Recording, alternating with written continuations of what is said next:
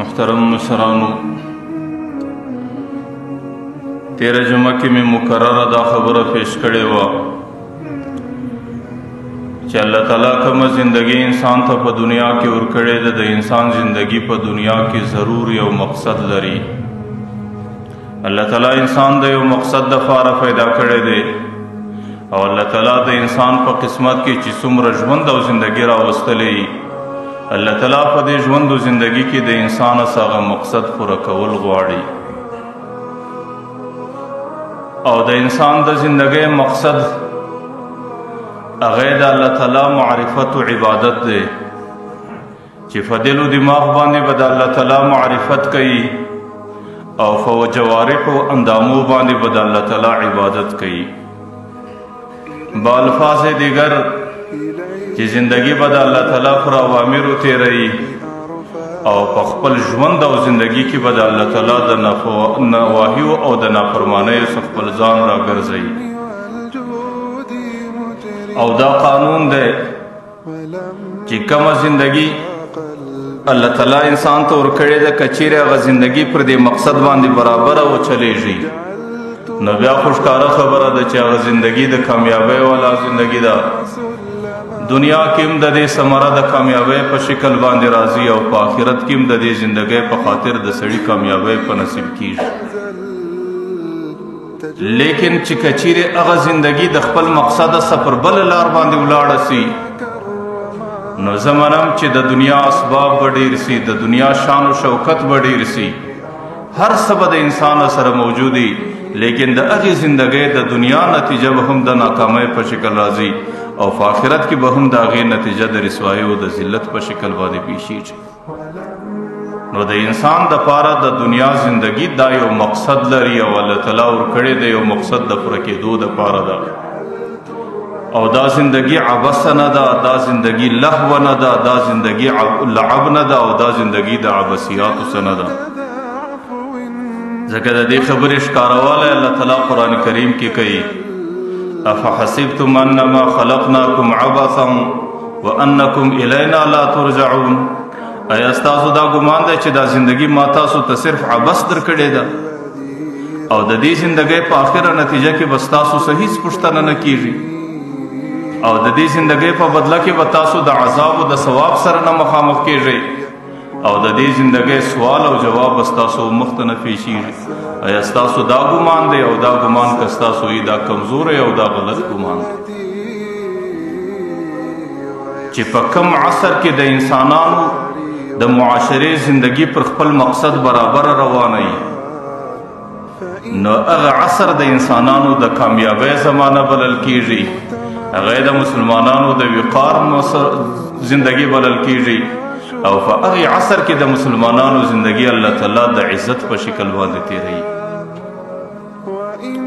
زموږ قرآن کریم زموږ مخ ته د ټولو قومونو حالات بیان کړي دي چې د حضرت نوح علیه السلام قوم چې کله نافرمانی کوله چې د کم مقصد دپاره الله تعالی زندگی ورکړی و پر هغه مقصد یې خپله زندگی نه چلوله، د هغې نتیجه آخر په دنیا کې په اوبو باندې غرقېدل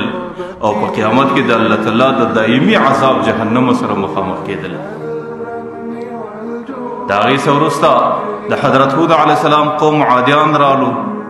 د حضرت صالح علیه السلام قوم سمودیان رالو، د شعیب علیه السلام قوم مدین والا رالو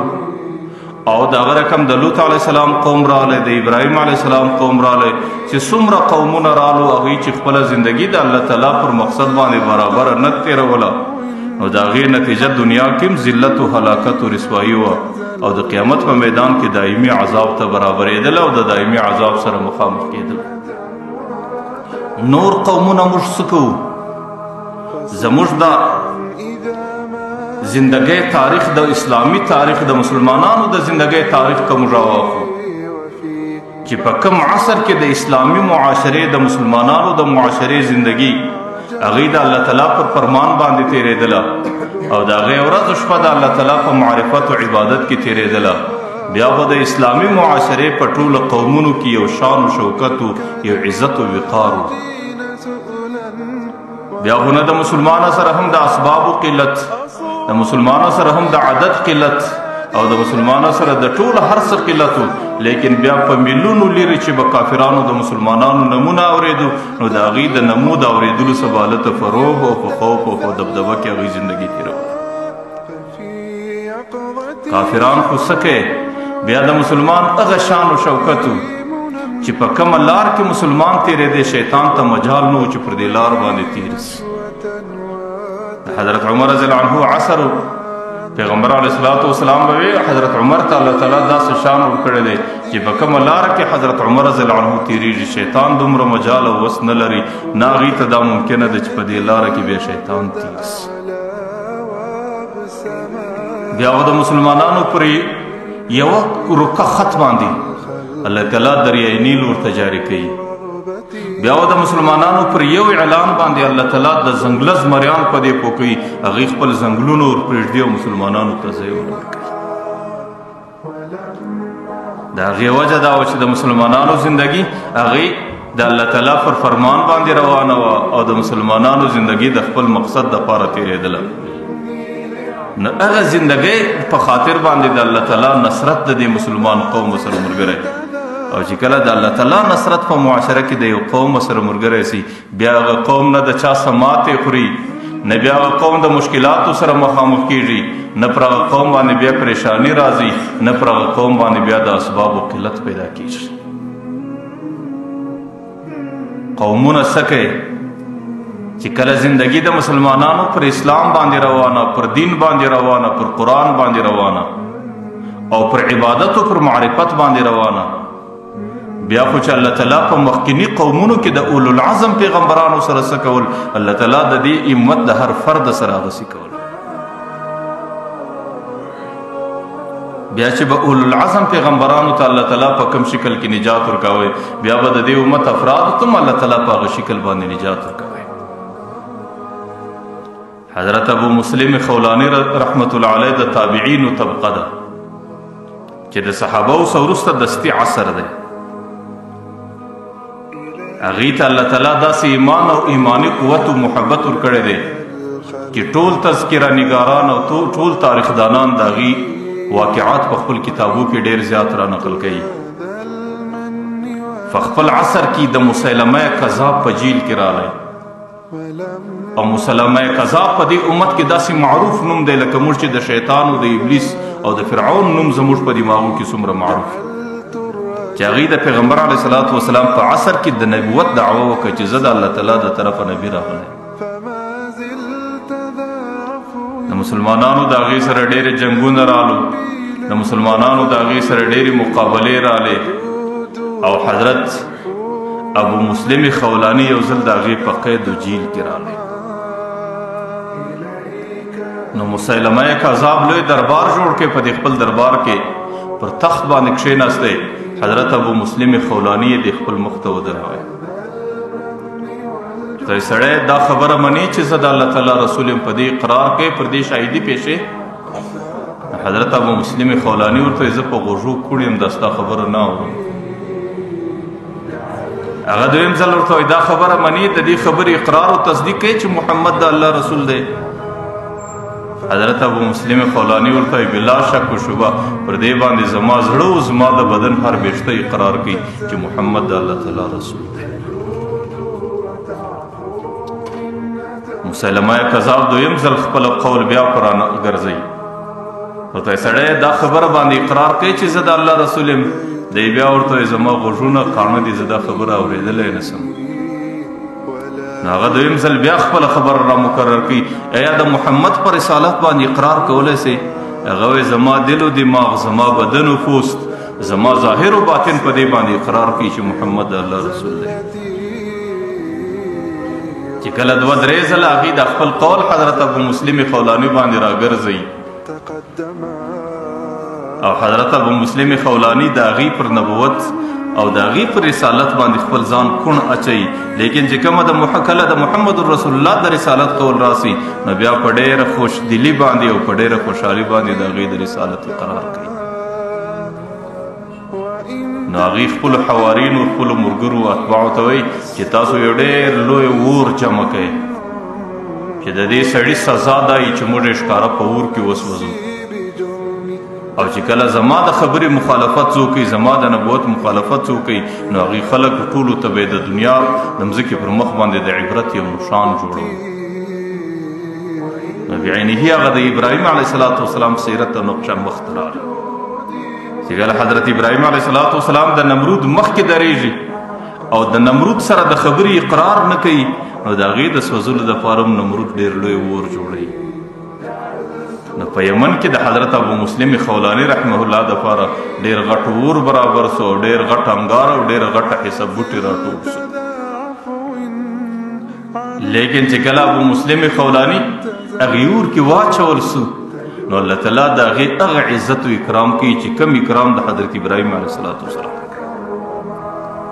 که حضرت ابراهیم علیه السلام په باره کې الله وایي فقلنا له کونی بردا و سلاما، ای اوره ته پر دې ابراهیم باندې یخ سه او سالم سه، نو حضرت ابو مسلم خولاني په دې اور کې برته په سلامت باندې.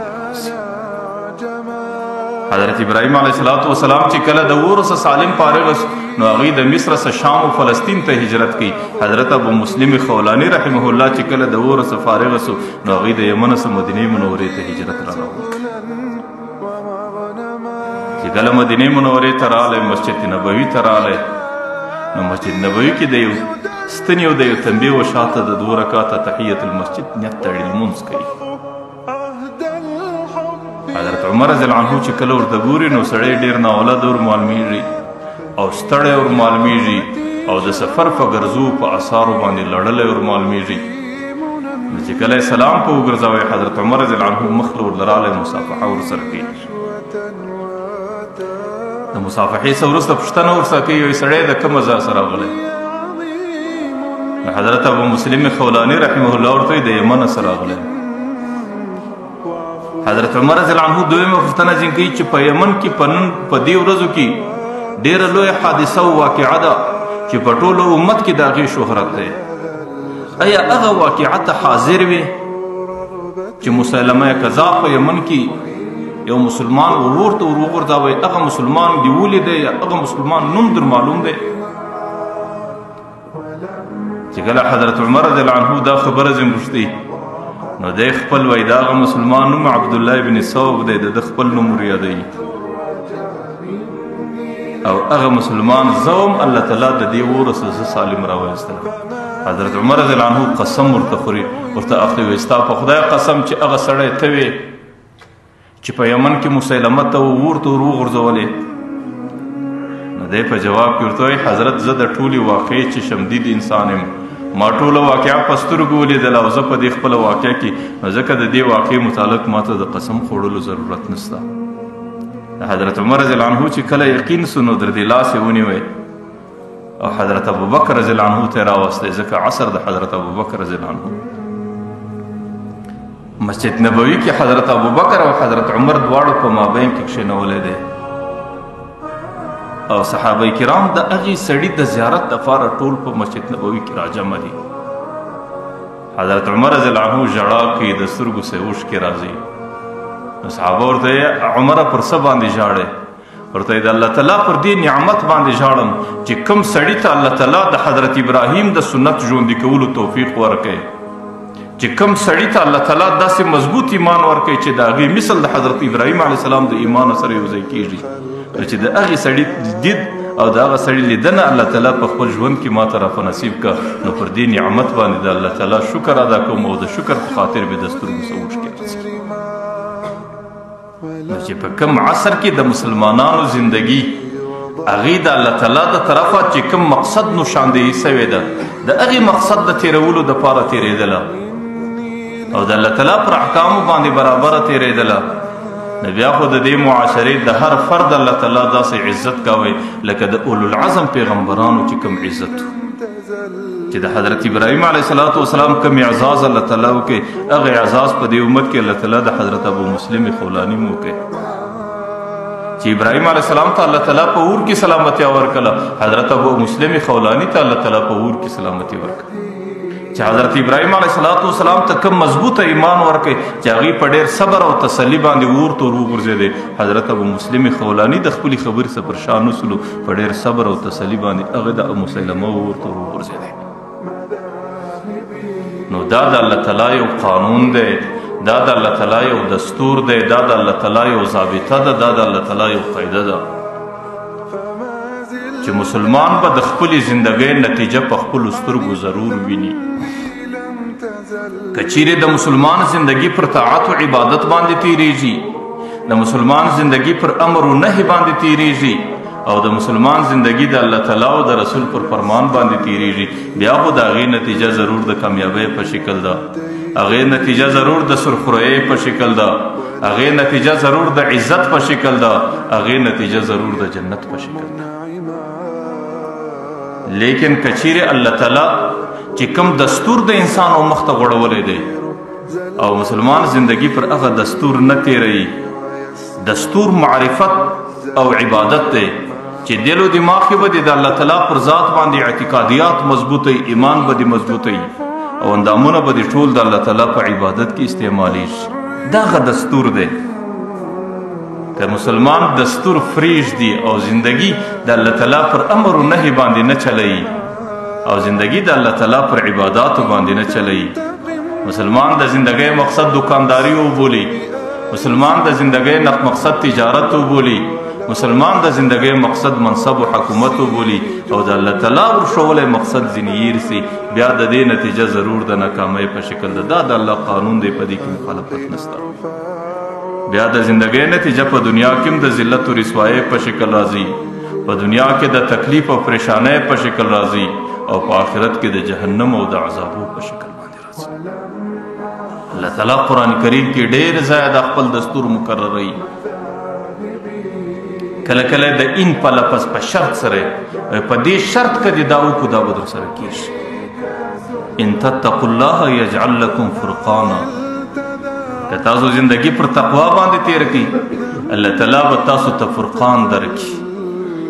فرقان معنا هغه نور به په سینه کې په دماغ کې در کېږدي چې د هغې په خاطر به بیا ته د حق و باطل فرق کولی سي، بیا به ستا زندگی پر حق باندې تیریږي او د باطله څه مزه هم ګورې. اوس د فرقان صفت انسان ته ورکول د الله تعالی پر تقوا باندې ایږدي، او تقوا هغه د زندگی مقصد ده. الله تعالی کله ورته ما يفعل الله بعذابکم ان شکرتم و آمنتم. که چیرې تاسو زندگی پر عبادت تیره کړئ، ایمان راوړئ، دا معرفت دی، او د الله تعالی د نعمتو شکر ادا کړئ، دا عبادت دی. که ستاسو زندگی پر معرفت و عبادت تیره سي، نو ما يفعل الله بعذابکم، الله تعالی به بیا تاسو ته ولې تکلیف راوړي، الله تعالی به تاسو ته ولې عذاب درکوي، بیا به د الله تعالی ستاسو په عذاب درکولو کې څه دلچسپي نه وي، بیا به الله تعالی ستاسو د عذاب درکولو په خاطر باندې تاسو په عذاب کې نه مبتلا کوي. کله کله ورته وایي وان تطیعوا تهتدوا. ای خلکو په دې شرط که پر اطاعت راسئ چې الله تعالی کومه نقشه درته ټاکلې د معرفت و عبادت، چې الله تعالی کومه نقشه ټاکلې د امر و نهي، چې الله کومه نقشه ټاکلې ده د الله او د رسول رضا، که پر دې باندې راسئ نو تهتدوا، بیا به په زندگی کې یقینا سیده لار پیدا کړئ، بیا به هدایتي، بیا به عزتي، او بیا به کامیابی، بیا به سرخرویی، او بیا به په قیامت کې ثواب او په قیامت کې به جنت. نو کله کله الله تعالی د ان په لفظ باندې د خپل دستور ښکاره کوي، او کله کله د لو په شکل باندې، د لبا په شکل باندې ښکاره کوي. الله تعالی کله کله د انسانانو ته وایي فلما عتوا عما نهوا عنه، چې کله دوی نافرماني وکړه د هغې خبرې چې د کومې خبرې څه ما را منع کړي ولو، نو قلنا لهم كونوا قردة خاسئين. بره موږ دې معاشره ته دستي ویل چې اوس انسانان نه یاست، اوس په بیزوګیانو بدل سئ. الله وایي زما قانون ما ورته کښې شوی، زما دستور ما ورته کښې شوی چې زندگی در کوم د معرفت او د عبادت دپاره، زندگی د دې دپاره در کوم چې په امر و نهي به مکلف یې، او زندگی د دې دپاره درته کوم چې زما او زما د رسول په رضا کې به تېروئ. لیکن فلما عتوا عما نهوا، چې کوم شی ما ورته کښې شوي د هغې څه دوی سرکشي وکړله، نو د هغې نتیجه مې دستي دا ورباندې کښې شو فقلنا لهم كونوا قردة خاسئين. دستي مې ورته ویل چې بس اوس انسانان نه یاست، اوس مې شکلونه د بیزوګیانو سو، نو هغې قوم ټوله په بیزوګیانو بدل سو. بل ځای کې الله فلما بیا ورته فلما آسفونا انتقمنا منهم. الله وایي چې کله موږ متاسف کړلو، موږ یې په افسوس کې راوستلو، او زندگی یې داسې زندگی روانه کله چې زما او زما د رسول افسوس پر دې زندگی راغلی نو انتقمنا منهم الله وی دستی می انتقام ځینې واخیستی واغرقناهم اجمعین هغه قومونه مې ټول تباه کړل کله کله الله تعالی د لما په شکل خپل دستور ښکاره کوي فلما عتوا عما نهوا عنه چې د کم کاره څه ما منع کړي وو چې کله دوی د هغې څه نافرماني وکړه نو بیا مې په بېزوګیانو بدل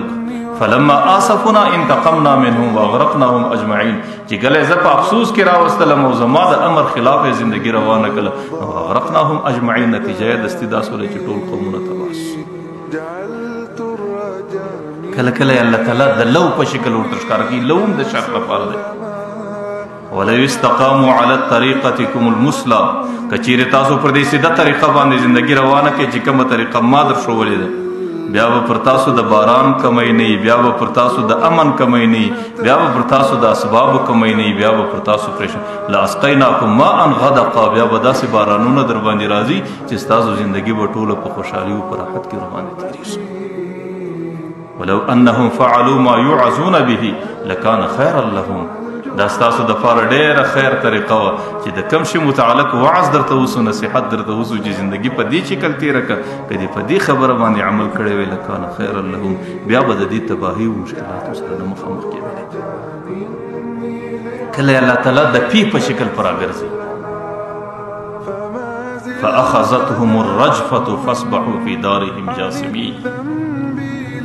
سمودیانو چې کله د الله تعالی نافرماني وکړه نو بیا فاخذهم الرجفه د الله تعالی د طرفه هغه د پیلبو چغه ور باندې راغله او فاصبحوا في دارهم جاثمين بیا په خپلو کورو کې پړ مخې پراته هلاک او تباه سو فعصوا عن امر ربهم فاخذهم اخذه رابيه وجاء فرعون ومن قبله والمؤتفكات بالخاطئه فرعون رالی نور قومونه رالو نور کلی رالو هغې نافرماني را روانه کړه فعصوا عن امر ربهم فاخذهم اخذه رابيه چې کله د الله تعالی نافرماني روانه کړه الله تعالی داسې عذابونو سره مخامخ کړو چې د هغې د مځکې د مخه څه نومونو شان نو دا د الله تعالی دستور دی دا د الله تعالی ضابطه ده دا د الله تعالی قاعده ده دا نه یو د باچا خبره ده دا نه د یو خان خبره ده دا نه د یو ملک خبره ده په خدای قسم پر دې زموږ په ښه عقیده ده چې الله تعالی د دنیا د پیدایښت وروسته د قیامته پورې د ضابطه انسانانو ته ایښي یو ځای نه دوه ځای نه پنځه ځای نه لس ځای زر ځای الله تعالی قرآن کریم کې بیا راګرځي بیا یې راګرځي بیا یې راګرځي چې انسانانو دا ضابطه ده چې زندگی به په معرفت او عبادت کې تېروي زندگی به زما او د رسول پر فرمان باندې تیرې زندگی به زما او د رسول پر رضا کې تیرې بیا به د زندگی نتیجه دنیا کې هم د کامیابی په شکل په آخرت کې هم د کامیابی په شکل لکه تیرې جمعه کې ما د حضرت عبدالله ابن عمر حدیث د ابن ماجه سره نقل کړي چې ما وایي عبدالله ابن عمر وایي چې پیغمبر علیه الصلاۃ والسلام وایي چې کله دې امت کې 15 کاره راسي نو دا 15 کاره ملزوم دي د دې سره 15 آفتونه پر دې امت خامخا راځي دا ورسره لازم دي دا امکان نه لري چې په دې عمل کې دې ته اخته او ستاسو د الله تعالی د طرفه دې پر تاسو ځان نه راځي هغې کې عبدالله ابن عمر رضی الله عنه اولنی عمل دا لیکلی دی چې پیغمبر علیه الصلاۃ والسلام به موږ ته وی چې کله په یو امت کې د امت په نوجوانانو کې د امت په بوډاګانو کې د امت په انسانانو کې بې حیایي زیاته سي په هغې کې فحاشي زیاته سي په هغې کې د حیا کمی راسي نو الله تعالی د هغې معاشرې څخه غیرت ختموي او چې کله حیا او غیرت د معاشرې څخه ختم سو بیا به الله تعالی د دې لازمي نتیجه دا ده چې الله تعالی به پر هغه معاشره داسې بیماری ږدي چې د دوی پلرو نیکونو به د هغوی نمونه اورېدلي او تېره جمعه کې ما درته ویل چې زموږ د خپله معاشره باندې دا خبره لږ راوګرځوو چې زموږ نوجوانان ورځ په کم شکل تېروي او شپه په کم شکل تېروي چې هغه په مسجد کې ناست دی په کور کې ناست دی د پلار سره ناست دی یوازې په بستره کې پروت دی د هغې جیب د هغې زندگی مکمله د دنیا د فحاشي او عیاشي سره تېره شي بیا به الله تعالی پر دې باندې بیماری څنګه نه راولي ما مخکې درته ویل کله به د ایډز بیماري چا اورېدلی و لیکن ډاکټران وایي چې کوم سړی په اخته سي بیا یې پر یو کټ باندې تړلی څوک د آله د پیمایش ورژندې کولی نه سي چې یاره د دې سړي دا بیماري په څونه درجه کې ده نه بیا قریب ورتلی سي نه بیا نږدې څوک ډاکټر ورتلی سي پر هغه ځای باندې تړلی در هغه وخته پورې دی چیغې وي چې در کوم وخته پورې مري او دا اوس ډاکټران او ساینسدانان د دې تصدیق کوي چې دا د بې حیایۍ څه پیښېږي دا د زناکارۍ څه پیښېږي دا د بدعملۍ څه پیښېږي بیا به فلان وایرس دی پلان ناجوړي ده او پلان مصیبت دی او قوم او کلی او مشر او کشر په پلان کې ستړی کې او په پلان کې تکلیف کې مبتلا دی تېره جمعه کې ما ډول چې الله تعالی ته هر عمل الله تعالی هر ګناه برداشوي لیکن د الله تعالی په برداشت کې چې نسته الله تعالی چې کوم شی ډېر په غوسه کوي هغه په معاشره کې بې حیایي غوسه کوي ځکه د مخکینی قومو مثال زموږ مخ ته پروت دی چې هر قوم په هر ګناه کې رالی بس الله تعالی په یوه سزا کې تباه کړي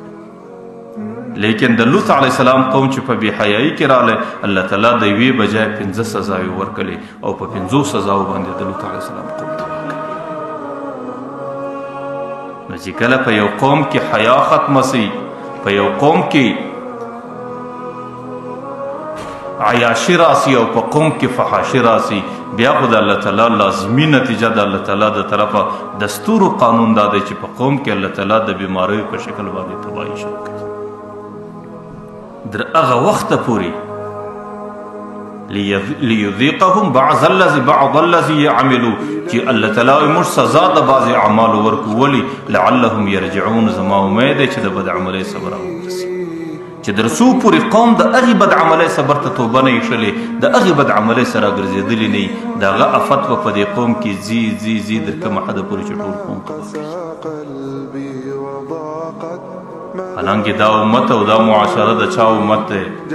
دا د محمد رسول الله امت دی او دا امتیان د چا جانشینان دي دا د صحابه کرامو پر مسند باندې راغلي دي او هغې خلکو د خپل حیا او د خپل غیرت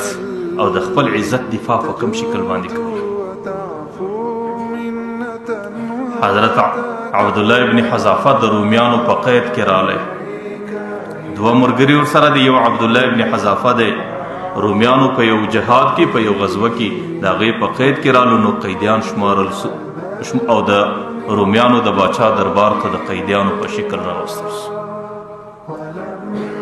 حضرت عبدالله ابن حذافه ته الله تعالی ډېره خوبصورته ځواني ورکړې وه او د هغې 22 کلنه ځواني ده یا 20 کلنه ځواني ده او د عربو طاقت دی نو هغه د رومیانو بادشاه د ځانه سره دا فیصله وکړه چې دا نوجوان که چیرې زموږ پر عیسایت دین باندې راسي دا به زموږ دپاره ډېر دلاور انسان ځکه هغې په جنګو کې د هغې دلاوري ازمویلی وه د دې سبب موږ ته ډېره غټه نفع ورسیږي نو خپلو حواریانو ته دا ویل خپلو ملګرو ته دا ویل چې د دې سړي د عیسایت او پر عیسایت د راوستلو کوشش وکړي نو د ټولو څه مخکې حضرت عبدالله ابن حذافه ته بیره را مخته سوله که چیرې عیسایي نه وسې دا به وکړو دا به وکړو دا به وکړو دا نو هغې باندې ډېر رعب رالی پر هغې باندې ډېر خوف واچول شو هغې ډېر در دبدبه باندې رالی لیکن هغې د محمد رسول الله صحابي دی چې هغې هر څومره خوف و دبدبه ورباندې اچوي حضرت عبدالله ابن حذافه د هغې په روب و خوف دبدبه کې د یو بېشته په مقدار باندې سوچ و فکر نه وکړي دویمه حربه د هغې څه د مال او د دولت لالچ رالی چې موږ به په خپل حکومت کې حصه درکړو او دارنګه با مال درکړو دومره به د دولت وي دومره به د جایداد وي دومره به د څه لیکن هغې باندې د دې خبرې څه اثر نه راځي درېیمه د ټولو څه خطرناکه حربه چې هغه د عیاشۍ په شکل هغه د فحاشۍ په شکل هغه د بې حیایۍ په شکل ما درته ویل حالانکه حضرت عبدالله ابن حذافه هغه داسې صحابي دی چې هغې په ټولو صحابو کې ازاطبیته صحابي دی د هغې په دې مزاج کې مذاق و مسخرې ډېرې دي پیغمبر علیه الصلاة والسلام به په خندا کې روان کړی و در یو ځای پورې به بوت چې کوم مجلس کې به حضرت عبدالله ابن حذافه حاضر نو په هغه مجلس کې به مذاق راتلی، پای کې به مسخرې راتلی، پای کې به د صحابو خندا نه درېدل. یو ځل یو صحابي پیغمبر علیه السلام ته د عبدالله ابن حذافه شکایت وکړي چې دا په مجلسو کې ډېر خاندي او ډېر مذاق او مسخرې کوي. پیغمبر علیه السلام ورته دعوه فانه یحب الله ورسوله، پرېږدئ، د الله او د الله د رسول ډېر ورسره مینه او محبت دی. نو درېیم ځل هغه د رومیانو بادشاه د حضرت عبدالله ابن حذافه د عیسائی کولو او د ګمراهي کولو او د دین اسلام څخه د اړولو په خاطر هغه خطرناکه حربه چې د رومیانو یو خوبصورته نوجوانه زنانه راوستله او هغې په حسن او په زینت باندې سینګار کله او هغې د حضرت عبدالله ابن حذافه سره یوازې په حجره کې او قسمه قسم نعمتونه، قسمه قسم میوې او د وخت قسمه قسم د راحت اسباب یې ټول عبدالله ابن د مسلمان د ایمان امتحان هلته معلومیږي چې مسلمان کله د زنانې په چکر او په فکر کې راسي چې د هغې په دوکه کې راسي، د هغې په رسۍ کې راسي. ځکه پیغمبر علیه الصلاة والسلام وایي النساء حبائل الشیطان،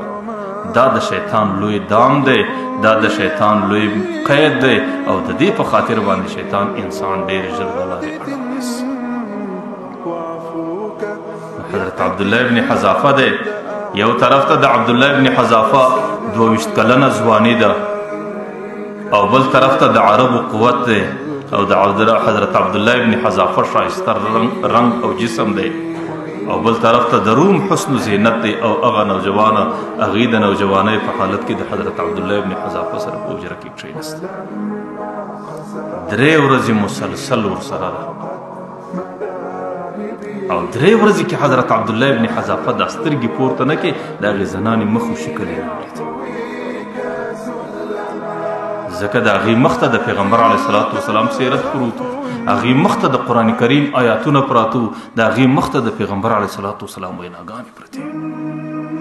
زه کله دا وایم چې هغې زموږ غوندې نه وو چې هغې یا سیرتونه ویل یا یې تفسیرونه ویل یا یې پر هغې باندې تقریرونه کول یا یې پر هغې باندې تحریرونه کول. هغې بس دا یو آیات پر دې ژبه کښېنولی، دا بل آیات پر دې سترګو کښېنولی، دا بل آیات پر مزغو باندې کښېنولی، دا بل آیات مکمل د بدن پر اندامو باندې عملي کړی.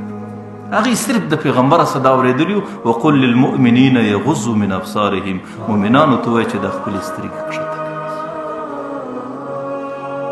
نو هغې په 3 ورځې باندې سترګه نه راپورته کوي او چې کله دې زنانې ته ګوري نه،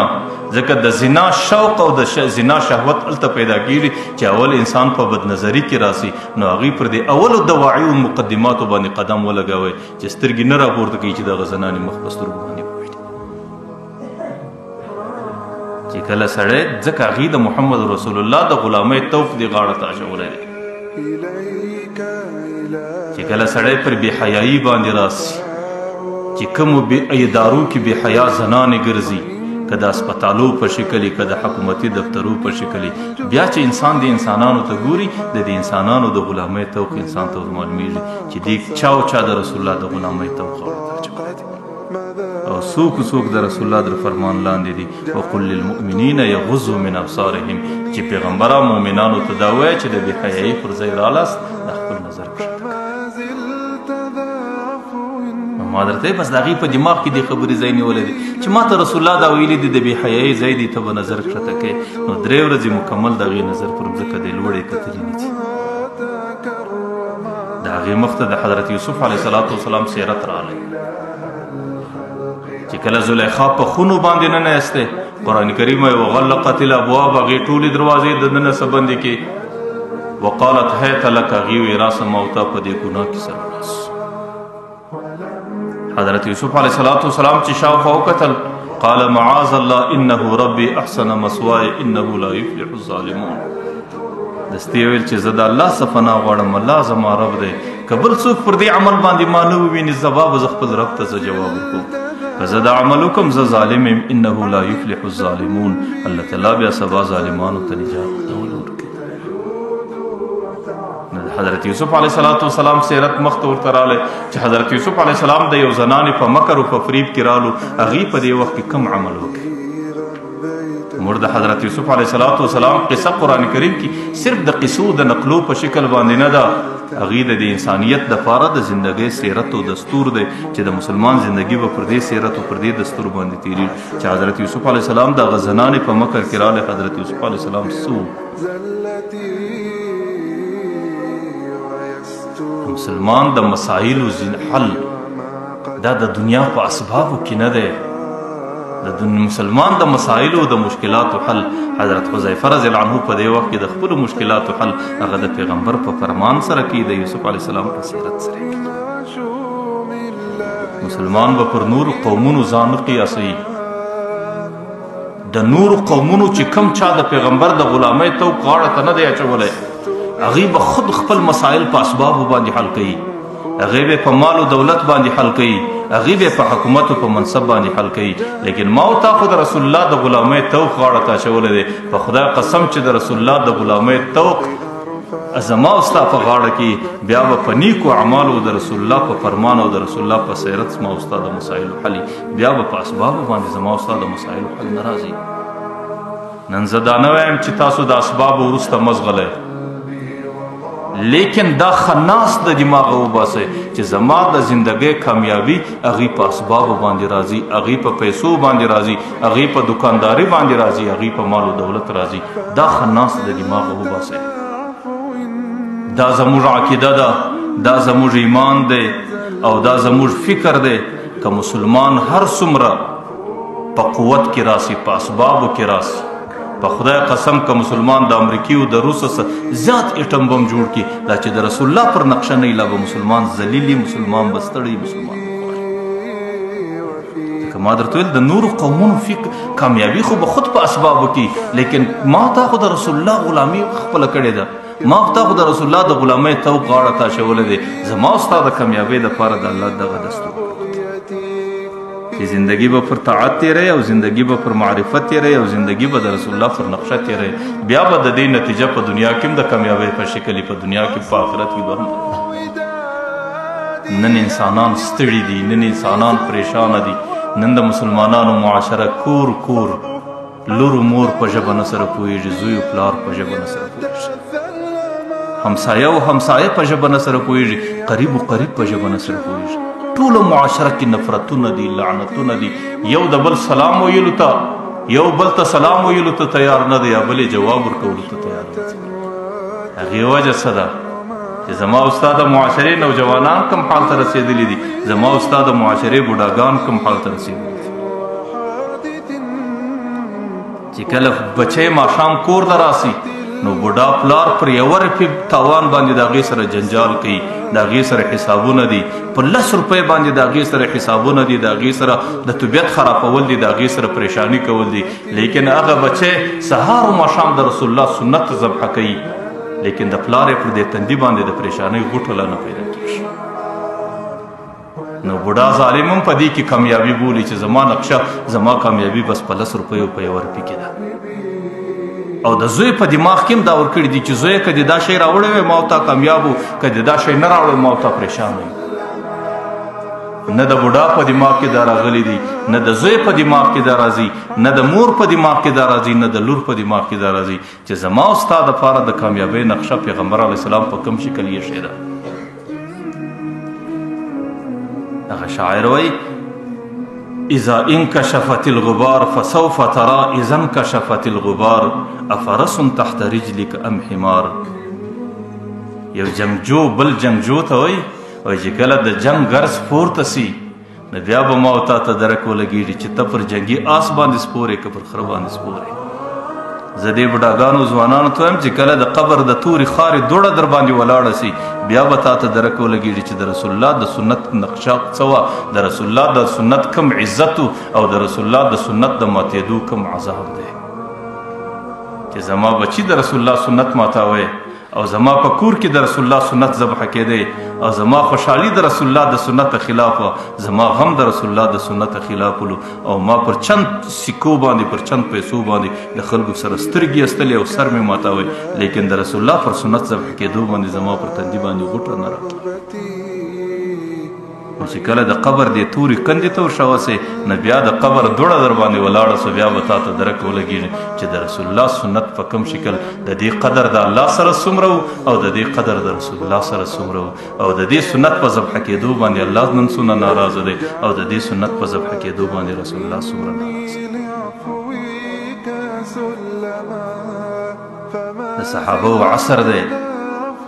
قیله نه فتح کېږي، د مسلمانانو لښکر رالی، څو ورځې مکمل محاصره ده،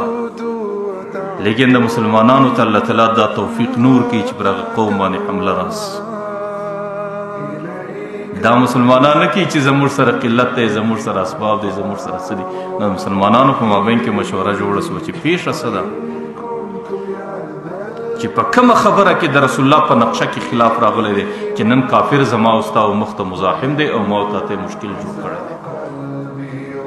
نو آخر د صحابو مشوره پر دې باندې راووتله چې یاره د سفر دورانیه ده، زموږ د ملګرو څه مسواک سنت پاته سوی دی. نو ټولو صحابو مشوره وسوله چې د پیغمبر سنت ژوندی کړي. سبا ورځ چې په کومه ورځ باندې صحابو په مسواک باندې عمل شروع کړي، د پیغمبر د سنت پر ځای کېدو باندې په دغه ورځ کې دننه الله تعالی د خلافت راوسته.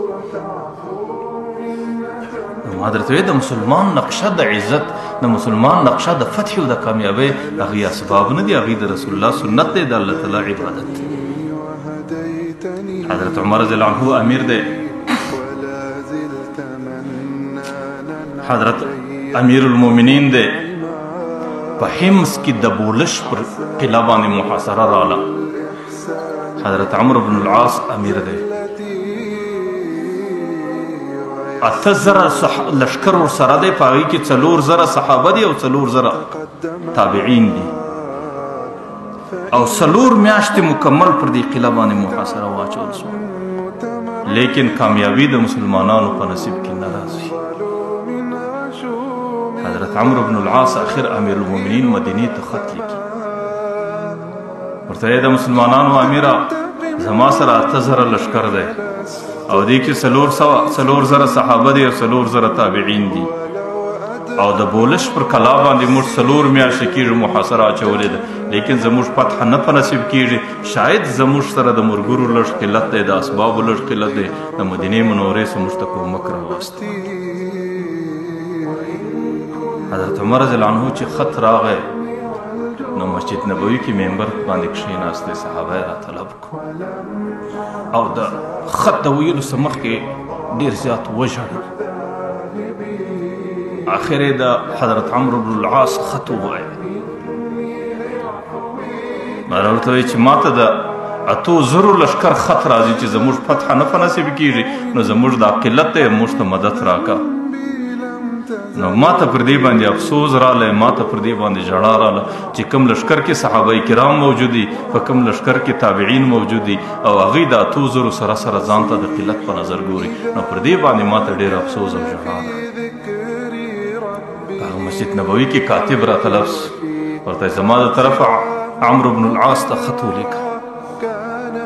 اوله جمله یې دا ورته ولیکه: هل اخترتم زی الکفار، ای خلکو زما سره دا بیره ده چې تاسو د کفارو عادات اختیار کړي دي. ستاسو په لشکر کې عجم در سره دي او عجم د رسول الله د سنتو سره ناولده دي، شاید تاسو د رسول الله د سنتو سره زندگی اړولې ده. ورته وایي د سبا څخه زه تاسو ته 4,000 کسان نور درستوم او چې کله 4,000 کسان درالو نو تاسو به 12,000 کسانو ته ورسېږئ او ما د رسول الله څخه اورېدلي دي چې په کوم لښکر کې 12,000 کسان موجود سي، هغوی د قلت په وجه باندې ماتې او شکست وخوري، هغوی ته بیا قلیل لښکر نه ویل کېږي. او ورته وایي چې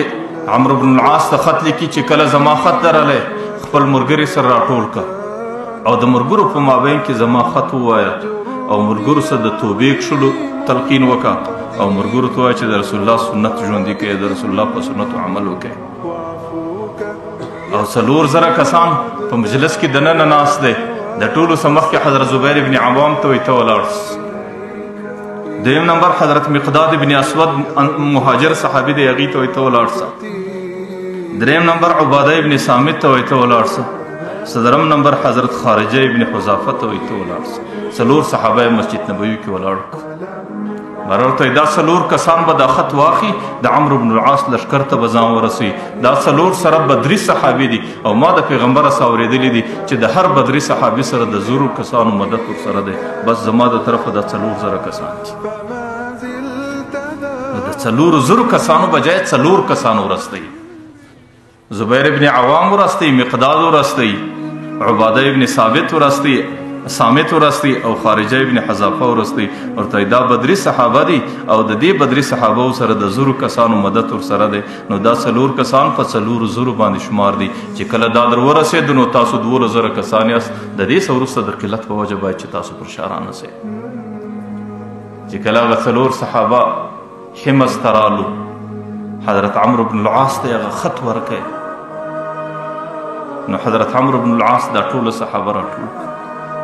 لشکر یې ټول راټول او په ولاړه باندې په ژړا باندې د حضرت عمر خط ووایه چې حضرت عمر موږ ته وایي هل اخترتم زی الکفار، ستاسو زندگی شاید د کفارو په نقشه روانه سوې ده. نو ټوله صحابه توبه کاږي او ټوله صحابه د الله په دربار کې ژړا شروع کوي او د ټولو صحابو مخ ته د حضرت عمر د خط در پایه پورې وینا کیږي او په سهار باندې ټوله صحابه د توبې سره د پیغمبر د سنتو سره هغې پر مخ کیږي. په 1 ګنټه او 2 ګنټې دننه کې چې کومه قلعه د 4 میاشتو څه نه فتح کېده، په 2 ګنټې دننه کې الله تعالی د قلعه فتح په نصیب وکړي. مقصود مې دا دی چې ما او تا یو ځل د رسول الله نقشه غاړه ته اچولې ده. د رسول الله غلامان مې ځان بللی دی او د رسول الله د غلامۍ په خاطر باندې د قیامت په میدان کې د رسول الله د شفاعت نه عقیده لرو، لیکن د هغې څه باوجود زندگی مې د چا پر زندگی باندې روانه ده. بیا به زما او ستا کامیابي او عزت څنګه په نصیب کېږي؟ بیا به پر ما او تا باندې باران څنګه راځي؟ بیا به زما او ستا امن په کوم شکلي؟ بیا به زما او ستا د عزت حفاظت په کوم شکلي؟ بیا به زما او ستا د ناموس حفاظت په کوم شکلي؟ دا ټوله فیشه زما او ستا د خپلې زندګۍ څه ما او تا ته ده. صحابه ایران ته راغلل، د یزدګر بادشاه دربار کې رافیس د صحابه سره کشنی کشنی غشي ورسره دي، کشنی لیندۍ ورسره دي. د عربو غشي ډېر کشني وو او چې کله د ایران د بادشاه په دربار کې ودرېدل نو هغه ټولو درباریانو ورباندې خندل. ماره ورته وایي په دې غشو باندې تاسو ایران فتح کوئ؟ ځکه د دې سره چې کوم اسباب وو هغه ډېر معمولي اسباب وو او د ایران والاو سره چې کوم اسباب ورسره وو، کوم غشي و نیزې ورسره وې، د هغې د یوې غشي څه د دې یوې نیزې څه د دې 3 نیزې جوړېدلې.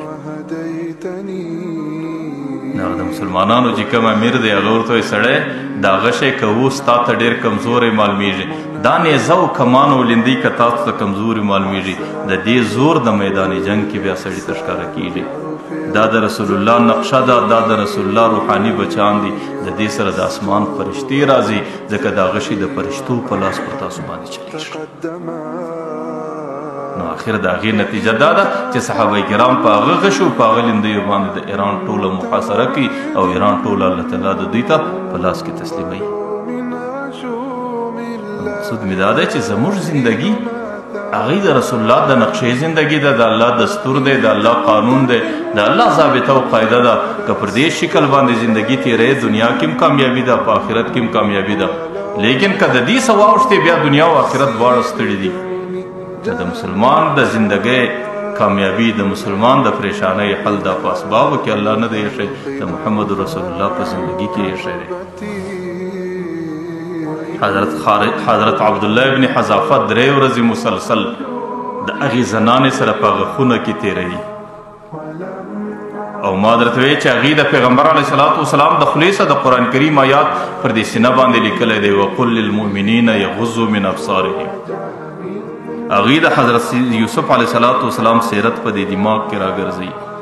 او په 3 ورځې کې هغه صحابي دې زنانې ته پورته ونه کتل نو دغه انسان د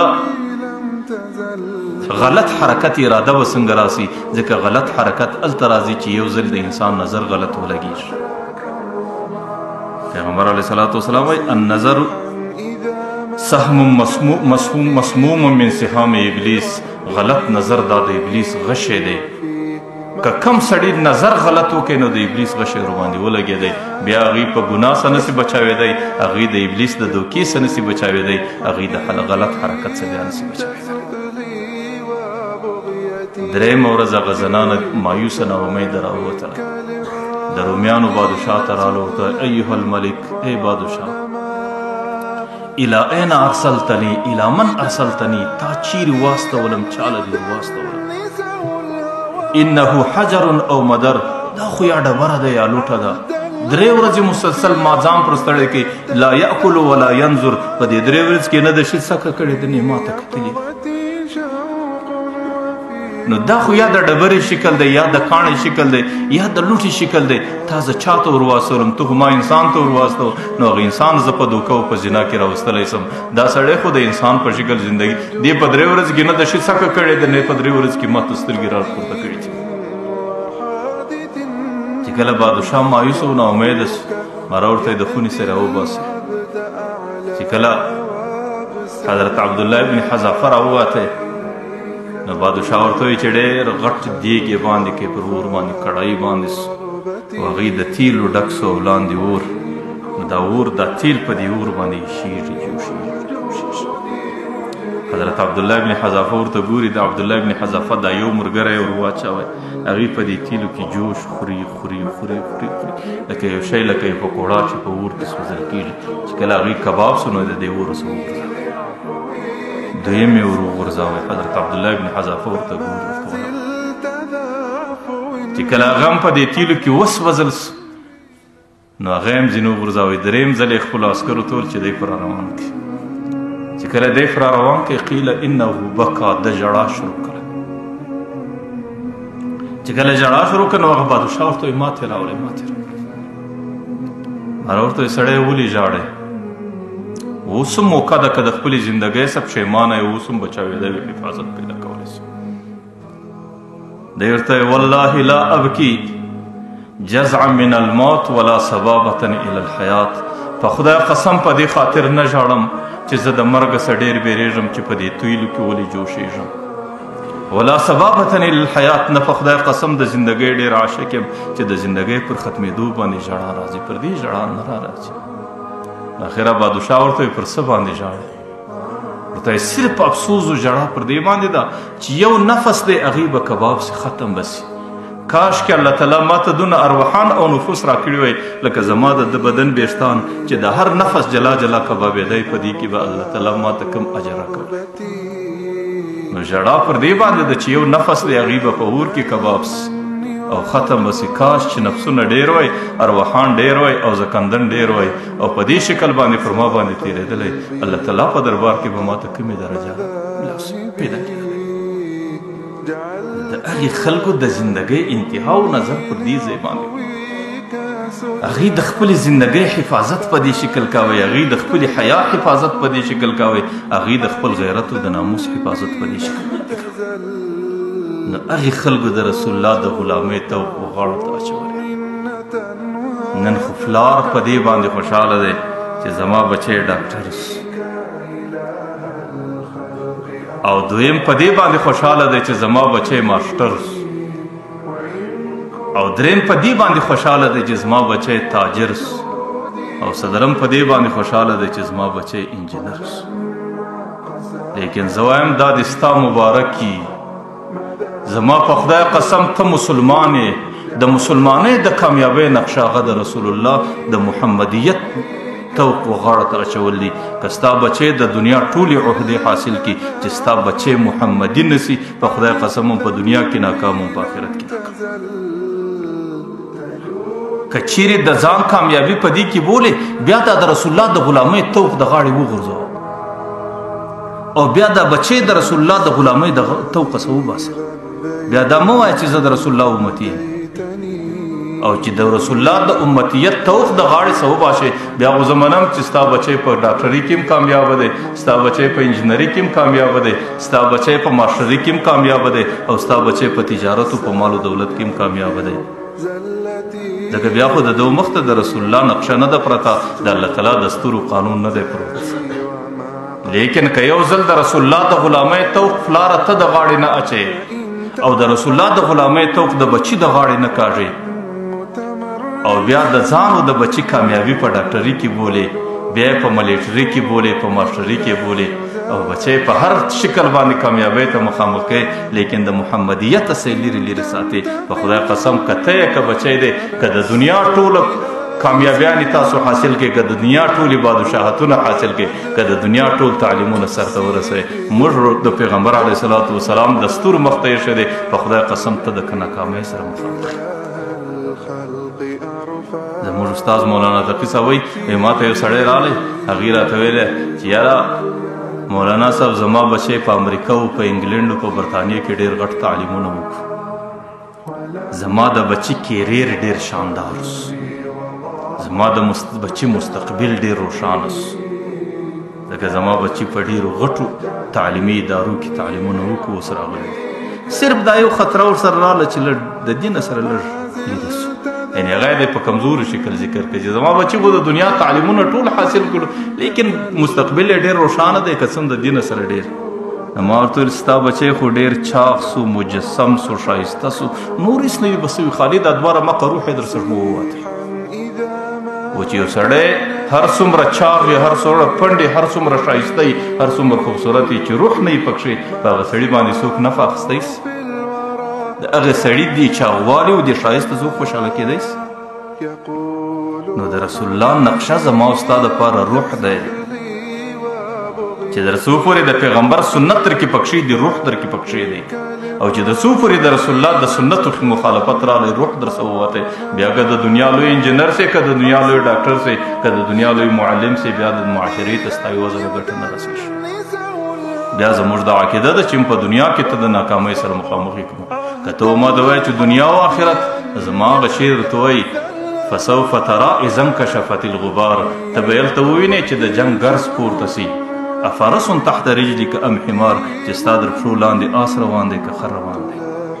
چې کله پر تا باندې د قبر دوړه ولاړه سوله او د قبر په توره کنده کې ته تنې تنها سوې، بیا به تا ته در معلومه سي چې زما هغه کامیابي نقشه چې ما په بچي باندې کوله، ما په قریب باندې کوله، هغه نقشه د کامیابۍ وه که د ذلت و رسوایۍ. نو الله تعالی دې دا څو خبرې خپل دربار کې قبولې وګرځوي. الله تعالی دې مې زندگی د الله تعالی پر خپل دستور او قانون برابره کړي. الله تعالی دې زندگی د رسول الله په طریقه راته نصیب کړي.